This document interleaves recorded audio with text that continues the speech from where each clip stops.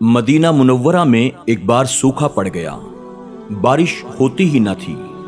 لوگ ام المومنین حضرت عائشہ صدیقہ رضی اللہ تعالیٰ عنہا کی خدمت میں فریاد لے کر حاضر ہوئے۔ حضرت ام المومنین رضی اللہ تعالیٰ عنہا نے فرمایا، حضور اکرم صلی اللہ علیہ وسلم کی قبر انور پر سے چھت میں ایک سوراخ کر دو تاکہ آسمان اور قبر میں کوئی حجاب نہ رہے۔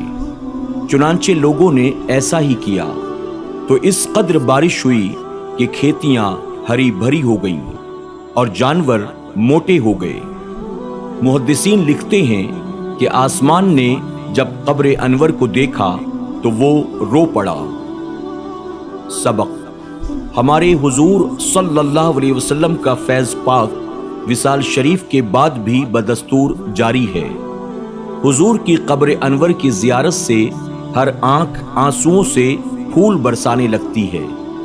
یہ بھی معلوم ہوا کہ اللہ سے کچھ پانے کے لیے حضور صلی اللہ علیہ وسلم کا وسیلہ ضروری ہے۔